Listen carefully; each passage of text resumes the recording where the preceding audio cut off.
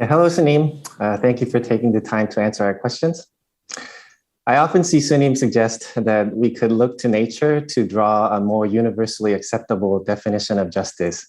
For example, I think you've said that because animals in the wild don't often take care of their parents once they mature, we shouldn't be seen as evil if we choose not to take care of our own parents. While I wholeheartedly agree that at a fundamental level, your approach is it could be the most sustainable and peaceful approach. When it comes to the specific examples you give, I can't help but come up with a lot of counterexamples in my head. I feel in nature, everything that doesn't defy the laws of physics happens. So it's hard to see why we would pick out some aspects of it, but not others. So I have this situation where my heart accepts what you're saying, but my head is coming up with a bunch of questions. So I was hoping you could help me reconcile these differences. 네, 우리가 사는 이 세상은 그렇게 될 확률이 높다는 거지 그렇게 된다는 기계론적이지 않습니다. So the world we live in is all probabilistic, right? There's no certainty that certain, things will always happen. 그러니까 주사위를 던지면 1이 나올 확률이 6분의 1이다. 이 말은 6분의 1이 나올 확률이 가장 높다는 뜻입니다. If you throw a dice, the chances of number 1 coming up is 1 in 6, right? So that's the highest probability you have for a certain number to come up. 현실에서는 6번 던진다고 1이 한 번 나오는 게 아니고 어쩌면 100번 던져도 1이 한 번도 안 나올 수도 있습니다. So when you actually throw the dice in reality, you might never see 1 come up. I mean, there's a possibility of 1, probability of 1 coming up is 1 in 6, but throw it 100 times, there's also a chance it'll never come up. 또 6번 다 1이 나올 수도 있습니다. Or throw it 6 times and sometimes it always comes up. 이것은 현실은 그런 가변성을 갖고 있다는 거예요. So there's always a diversity or predictability of results in reality. 근데 우리가 주사위를 100번, 1000번, 10,000번, 10만 번 이렇게 횟수를 자꾸 많이 하면 이것은 점점 6분의 1의 수렴이 된다는 얘기예요. However, the more you throw the dice, right, 10,000, 100,000, a million, then more and more you approach the natural probability of that number 1 coming up. 자연에 있는 모든 것들도 마찬가지예요. And so likewise with everything else in nature. 씨앗을 심으면 사계털 튼다. 반드시 사계 트는 건 아니에요. And if you plant a seed, then you have a seedling. It won't always happen, but it's high probability that it will happen. 네. 그러나 그런 조건이 갖춰지면 다시 말하면 기름진 밭에 씨앗을 뿌리면 사계털 확률이 높고 이 황무지에 씨앗을 뿌리면 사계털 확률이 낮다. 이렇게 말할 수 있습니다. However, the conditions has to be there. So if you plant a seed in a barren land, then there's a low probability it'll actually become a plant. If you seed it in a fertile land, then it's a higher probability it'll become a plant. 그래서 우리는 밭을 기름지게 하면 반드시 수확량이 많아진다가 아니라 수확량이 많아질 확률이 높다는 거죠. So when you fertilize a field, we never say that we're going to get much better yield. We say we have higher probability of getting a better yield. 우리가 좋은 일을 하면 결과도 좋다. 즉 가는 말이 고우면 오는 말이 곱다. 이런 것도 반드시는 아닙니다. So even the fact that if we do good things, then good things will be done unto us. That's not a done thing. That's not a perfect equation. 내가 상대를 비난했을 때보다는 칭찬했을 때 돌아오는 말이 비난이 돌아오거나 칭찬이 돌아올 때 칭찬이 돌아올 확률이 더 높다 이런 뜻입니다. So if I say nice thing to somebody else, there's a higher probability that that person says nice things about me to me than when I say bad things about to that person. 그래서 우리는 확률이 높은 쪽으로 사는 거지 이렇게 하면 반드시 그렇게 된다는 건 없습니다. So basically, we want to aim our lives to live in a way that maximizes the probability of the things that we want to see in this life. We're not looking for certainty in that. 조금 전에 기후 위기에 대해서도 질문이 있었는데요. 우리가 소비를 줄이고 이 기후 위기에 적극적으로 대응을 하면 기후 문제가 조금 위기가 완화되거나 해결될 가능성이 조금 더 높아진다는 거지. 그런다고 뭐 기후위기가 해결된다 이런 아무런 그런 결정은 없습니다. 확률이 높아지니까 우리는 확률이 높은 쪽으로 삶을 살아가는 거예요. So we just talked about climate crisis in the previous question. So when we change our lifestyle, reduce our energy intake and consumption and generation, I mean, we optimize the possibility that we may somehow mitigate the crisis, but there's nothing that says that we'll definitively mitigate that crisis or, make that crisis go away. 사람만 자살하는 게 아니라 동물도 자살하는 경우가 있습니다. And it is true that not just human beings commit suicide, but some animals have been known to kill themselves. 동물도 자기 새끼를 물어 죽이는 경우도 있습니다. And there are definitely cases in which, the animals kill their own young. 그것은 매우 확률이 낮은 드문 얘기입니다. However, it's a very rare occurrence. 그러나 그것은 우리가 보면 자연 속에 있는 저는 그것은 정신질환의 일부라고 생각합니다. So, but if you look at it from the totality of the nature, how nature or animals behave, I think those really few cases really could be a kind of a mental illness. 네, 그러니까 그런 아주 그 드문 케이스를 가지고 이렇다라고 결정하는 것은 조금 어렵지 않느냐 싶습니다. So what I'm trying to say is very risky to take very few occasions or examples that are rare and try to generalize that or try to counter a generalization.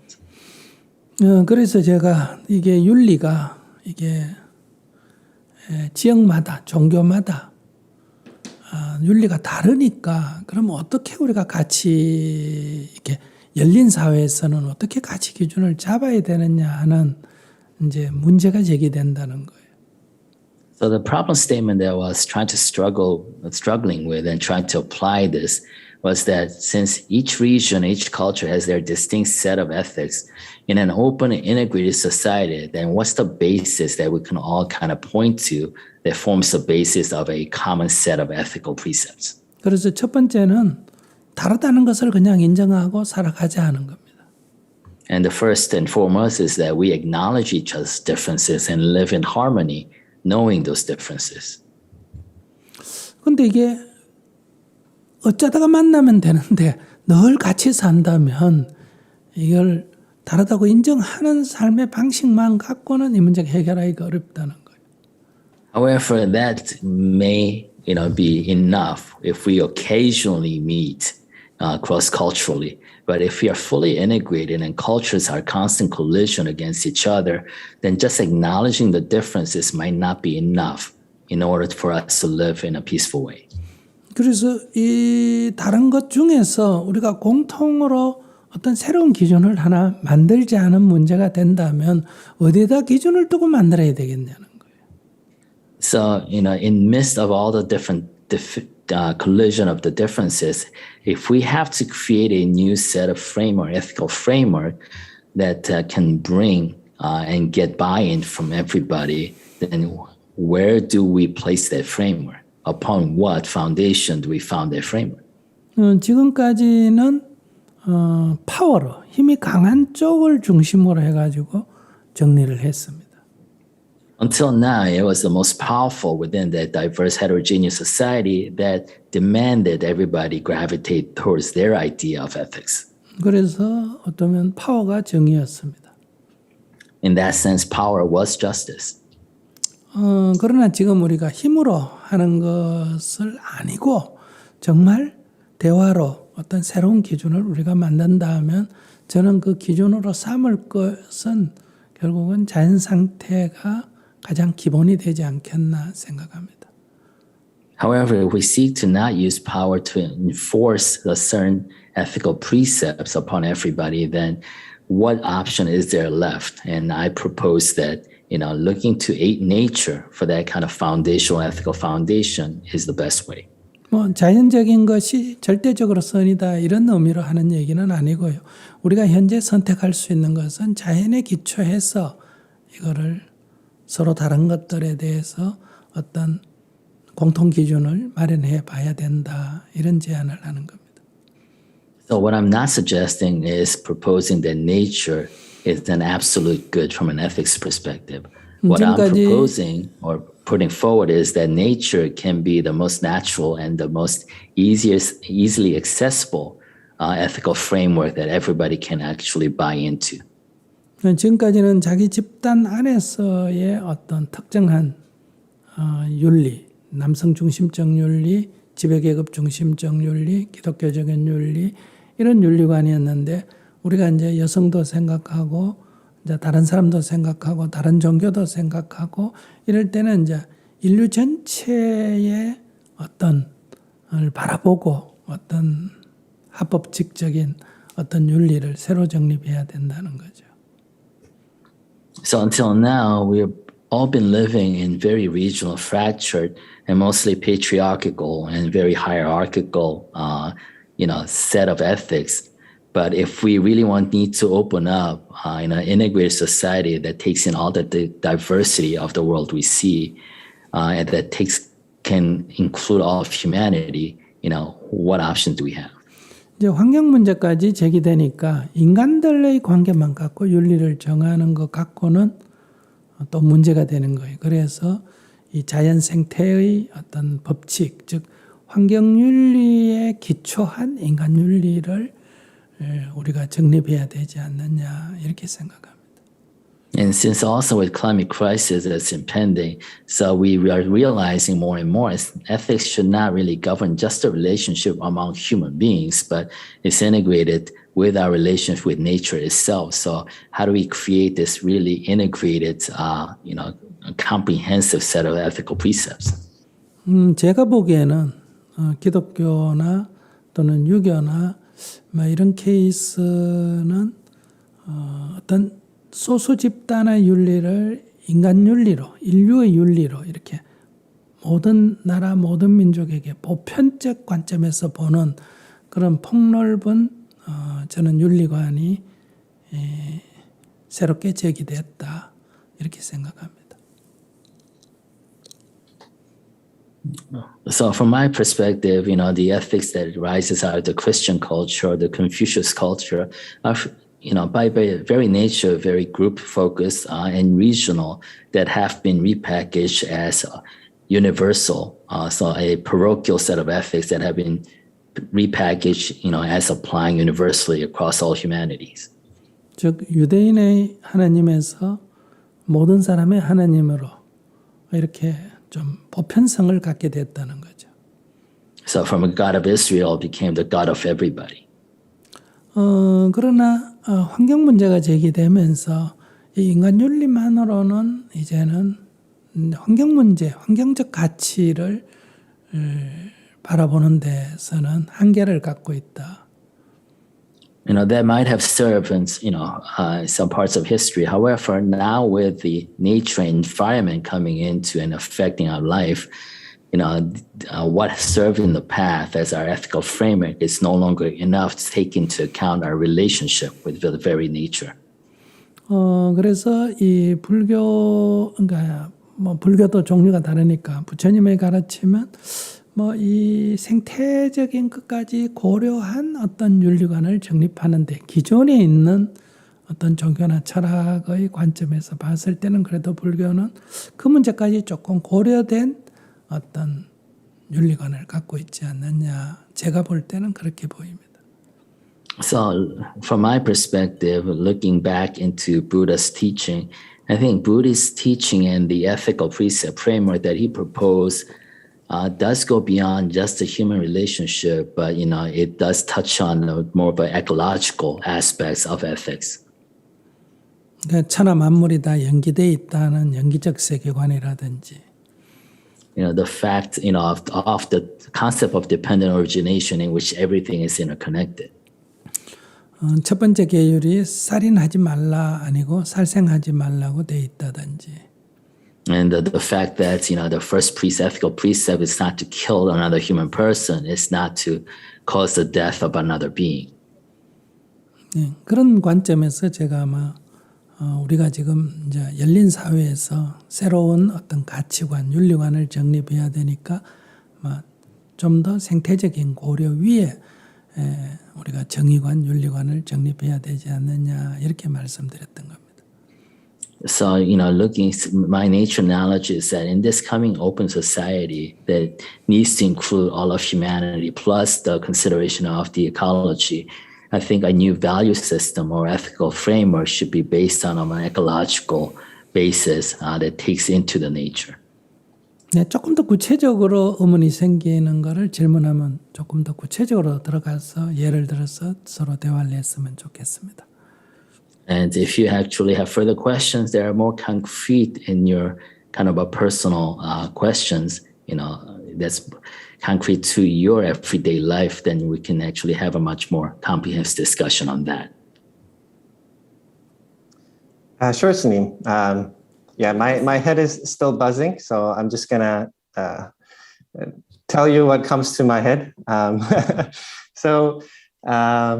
When it comes to substance abuse, I believe that abusing, drinking a lot of alcohol, using a lot, drugs, those are not considered to be neutral. But in nature, what I see is animals just interacting with their environment. For example, fruit flies, when they're under stress, they're more likely to get drunk off fermented fruits. Rats in labs, they're more likely to get addicted to things like heroin when they're not intellectually or socially engaged enough. So given that things in nature just interact with each other and just respond to each other, and when we take that view to our current society, America that is, the fact that we have so many people suffering from substance abuse is just a phenomenon caused by, for maybe one of the main reasons would be just the war that's been happening in the Middle East. People coming from war tend to be scarred for life, and they leave out generational trauma. And a lot of people believe that attributes a lot to the substance abuse problem in America. In that case, isn't it acceptable to view substance abuse as a morally neutral thing in America?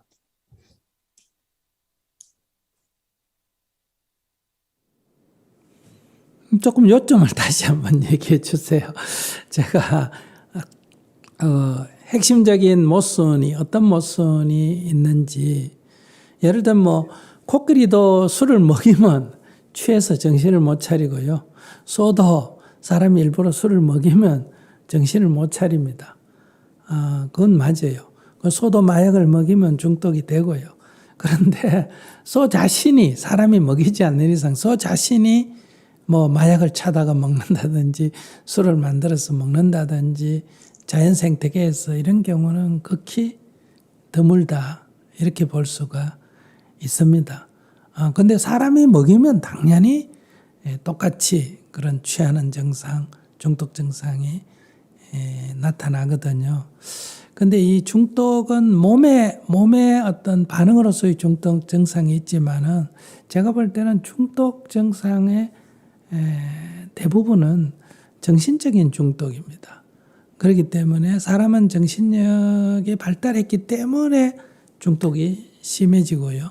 동물들은 정신 발달이 아직 조금 덜 돼 있기 때문에 이 중독의 현상이 육체적 중독은 똑같은데 정신적 중독에 많이 차이가 있지 않느냐.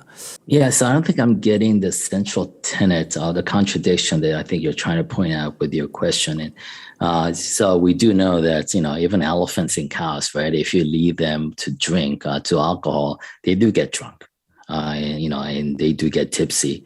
Having said that, I don't think animals go out and seeking, to be drunk on alcohol. I think it's very rare occurrence that you probably will not encounter in nature. Having said that, my experience is that addiction, the nature of addiction is more mental than physical, albeit there are physical addictions, and that human beings with our advanced mental faculties are more susceptible to mental addictions. 담배를 피우던 사람이 감옥에 가서 담배를 못 피우게 하면 시간이 얼마 한 달, 두 달, 석 달 정도 지나면 우리 몸에 있는 니코틴 성분은 다 배출이 돼서 육체적 중독 증상은 없어집니다. 그런데 이 정신적인 습관이 이게 남아있기 때문에 3년을 살고 감옥을 나오더라도 나오는 날 바로 담배가게 가서 담배를 한 대 피우거든요. 그러면 이게 육체적인 중독 증상, 니코틴이 체력에 남아있어서 그러냐? 그렇지 않습니다. 이게 바로 정신적 중독 증상이거든요. 그래서 이 중독은 이제 마약이라든지 알코올이라든지 이것은 육체적 중독도 있지만은 그건 동물도 사람이 중독이 된다면 동물도 마찬가지예요. 그러나 이 정신적 중독은 인간에게 유독 강하다. 이런 말씀을 드리고 싶네요. So another example is a prisoner that goes to prison and they won't allow him to smoke in prison. So after a couple of months, all the nicotine is out of his system. So there's no more physical withdrawal per se, but since it remains, a habit of smoking remains as a mental habit, if he gets out of prison 3 years, the first thing he'll go is go to a convenience store and buy a cigarette to start smoking. So the mental habit, has a much deeper hold in kind of sustaining any type of addiction in the human mind. 그래서 이제 정신적으로 보면 이 종교를 이렇게 빠지는 이것도 일종의 중독 증상입니다. So from a psychologically speaking, I mean, religion and really kind of sinking into a certain religious faith is also addiction. 어떤 이념이나 사상에 집중하는 것도 마찬가지예요. Same thing with being, focusing on a certain ideology or certain ideas. 여러분들이 더 많이 생산해서 더 많이 소비하는 게 잘 사는 거다 하는 이것도 지금 여러분들이 가치를 추구하는 이것도 정신적으로 보면 일종의 중독 증상입니다. So the value system that this world is, geared towards and that we live by, the more consume, the more we produce, and the more we consume is equals a better life. That's also a form of mental addiction. 여러분들이 지금 매일 아침에 일어나서 유튜브 안 보면 불안한 거 이런 것도 다 사실은 중독 증상입니다. For example, not watching YouTube the first thing or opening up Facebook the first thing in the morning, that's also addiction. 즉 습관성이라는 거죠. So what I'm saying, addiction is habitual. 우리 삶이라는 게 대부분 다 이렇게 어릴 때부터 형성된 그 습관성에 의해서 이렇게 맹목적으로 충동적으로 계속 살아가고 있습니다. So the vast majority of life consists of these habits that are purposeless and really non-intentional. 그러니까 내가 사는 게 아니라 그 습관에 의해서 살려져 가고 있는 겁니다. So basically, we are not living our own lives. We're having our lives lived by the inertia of the habits that we have accumulated. 지금 북한에서 태어나서 북한에서 자란 사람은 거기에 세뇌되어 있기 때문에 그 가치를 추구하지만 그 사람들이 밖에 나와서 다른 세상을 보게 됐을 때 그것은 마치 꿈 같고 마약 중독된 것 같은 그런 생각을 갖게 됩니다. So North Korean citizens living in that society and being immersed in that society, will have a certain value system. But if you take that person out, expose him to other societies, then the value system they held within North Korea will seem like a dream to him. 그러면 그게 북한 사람만 그렇냐? 그렇지 않습니다. 우리도 그렇습니다. But does that only apply to North Korean citizens? No, it also applies to us. 우리도 지금 자본주의에 중독이 돼 있습니다. Yes, we are also addicted to capitalism. 기독교의 중독이 되거나 중동 사람들은 무슬림의 중독이 돼 있고요. We're addicted to Christianity or we're addicted to Muslim. 불교인들도 불교의 중독이 돼 있는 거예요. And Buddhists are addicted to Buddhism. 그럼 부다의 가르침은 이 중독성에서 벗어나라는 게 부다의 가르침이지 불교에 중독되라는 게 부다의 가르침이 아니에요. So Buddha's teaching is all about freeing yourself from your addiction, not be addicted to his teachings.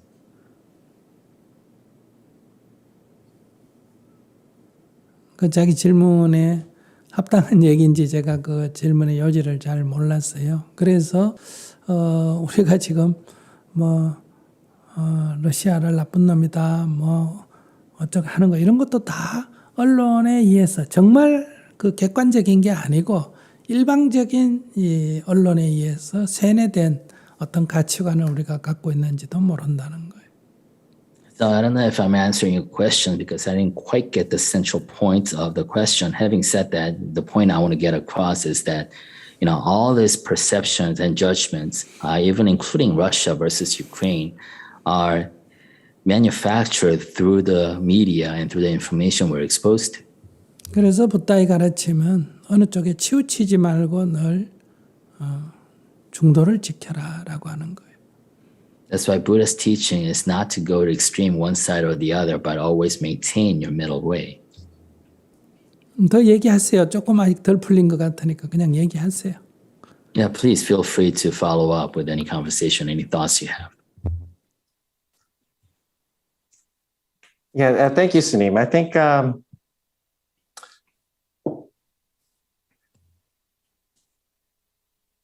it's buzzing quite a bit. So I think it might be a little difficult to kind of continue this without expecting to actually have a much lengthier conversation. But I think my key takeaway is addiction. I think this pattern of behavior that we label as addiction, I view that it's present across the board in nature, in animal kingdom.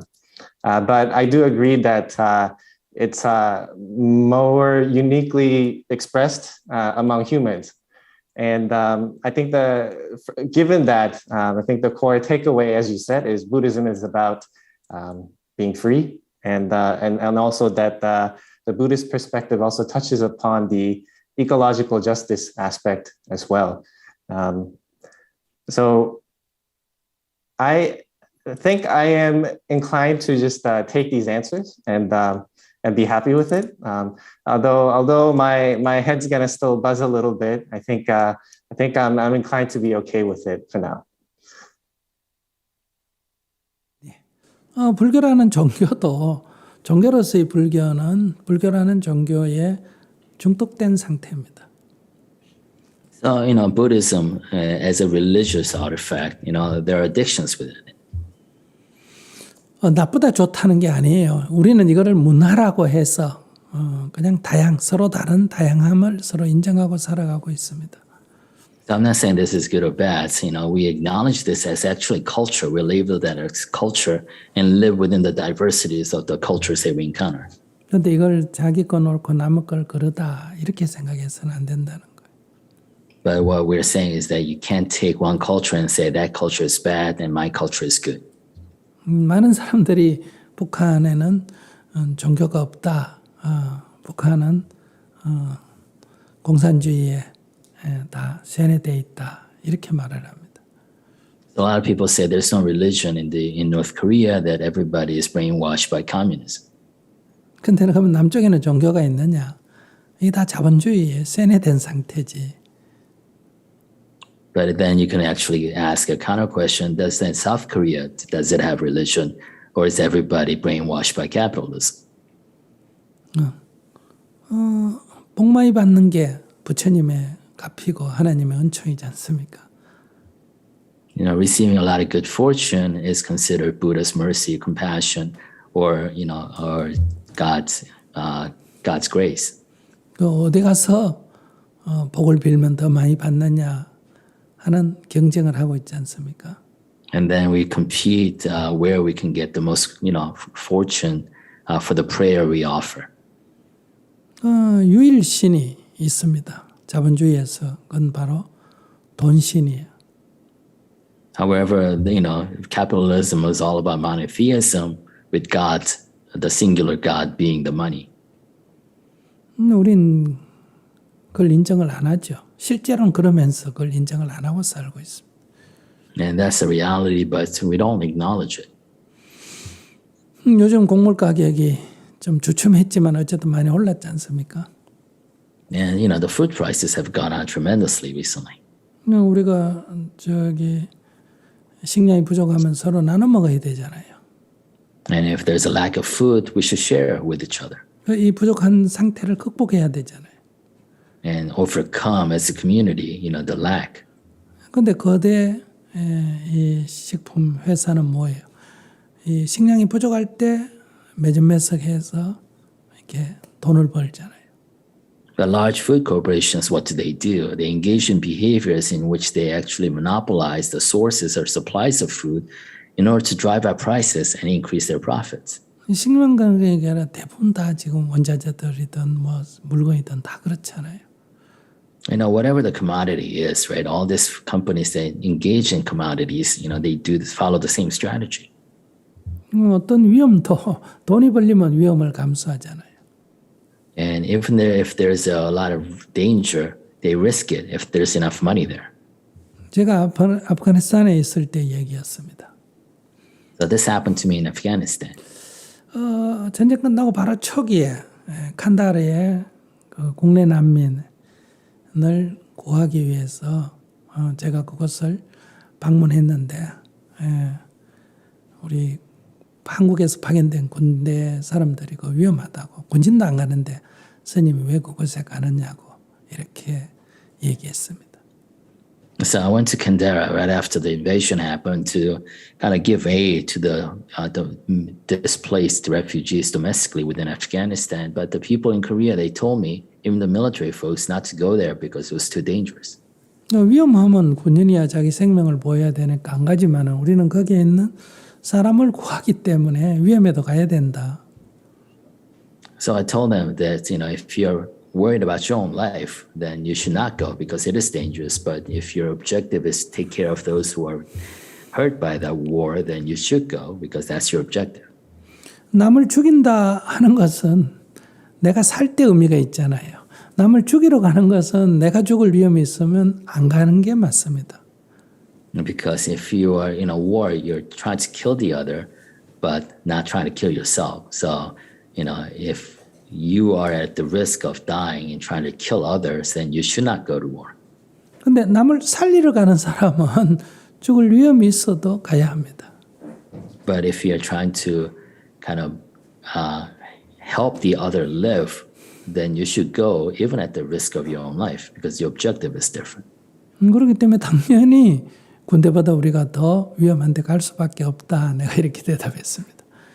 So in that sense, the incentive is that for me to go there more than you have the incentive to go because I'm going there to help people live. 또 이게 돈을 벌려는 사람은 돈이 벌리면 그런 위험한 데 갑니다. But if somebody's trying to make money, they would risk it to go there if they can make enough money. 근데 돈 벌어도 위험한 데 가는데 그곳에 있는 사람을 살리는 일에 위험을 무릅쓰는 것은 가치가 있잖아요. So even if a businessman would go to a dangerous places just for money, then of course it's worth it to go to those places to help people live.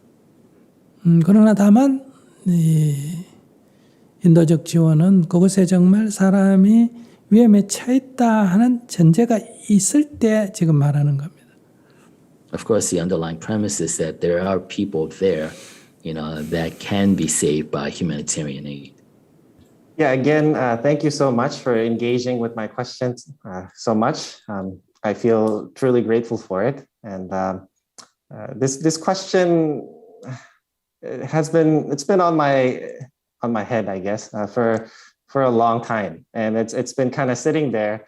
And but because I, at a fundamental level, I agreed with what you were saying. I didn't bother to ask, but recently, my wife, who took the Dharma school, the English Dharma school, she basically asked the same question, and that kind of prompted me to come here and ask the question. I'm glad I did. I hope it was useful for some people. At the same time, I feel a little regretful that maybe I should have worked on narrowing the scope of the question a little more to begin with, and I feel regretful that I pretty much this topic pretty much ate up all the time available. I feel so. Mixed reactions and mixed feelings there. Thank you. 괜찮아요. 정리해서 질문할 필요가 없습니다. 생각나는 대로 하세요. It's okay. You don't have to have everything organized and clarified before you ask a question. You just ask as it comes. 증문즉설이잖아요.